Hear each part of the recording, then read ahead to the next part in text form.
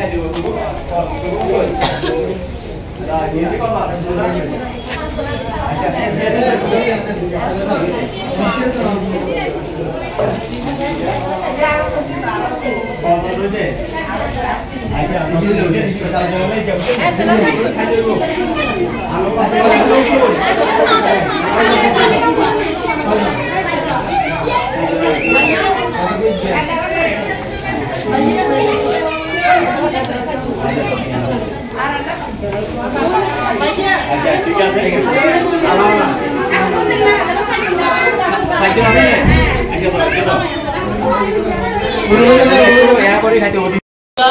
এই মুহূর্তে আছি ফেনী মুসকুঞ্জারা ফাজিল ডিগ্রি মাদ্রাসায়।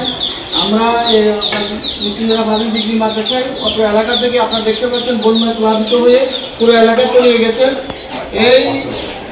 এখানে 500-এর উপরে লোক আছে। যে স্বৈরাচার সরকার শেখ হাসিনা সরকার বাংলাদেশ জামাত ইসলামকে রাজাকার বলেছিল, অর্থাৎ এটা রাজাকার সংগঠন বলেছিল।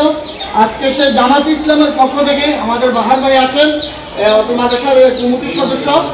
এই জামাত ইসলামের পক্ষ থেকে আজকে বন্যা দুর্গত এই মানুষগুলোর জন্য সকলের আগে এই মাদ্রাসাটা 500-এর উপরে লোক আছে, পরিবার আছে। আজকে প্রায় 3 দিন পর্যন্ত যে ওনারা অনবরত যে সহযোগিতা করে যাচ্ছেন, এটা হলো ইসলামের নমুনা, ইসলামী দলের নমুনা। অথচ এই স্বৈরাচার সরকার শেখ হাসিনা জামাত ইসলামকে রাজাকার বলেছিল, এই সংগঠনের লোকদেরকে রাজাকার বলেছিল। আজকে এই মানুষের বিপদে, মানুষের এই দুরবস্থাতে এই জামাত ইসলাম সকলের আগে এগিয়ে আসছে। আমরা প্রতিদিন তালায় তালায় গিয়ে আমরা মানুষদেরকে, দুর্গত মানুষদেরকে আমরা এই প্রাণ, এই সহযোগিতা দিয়ে আসছি।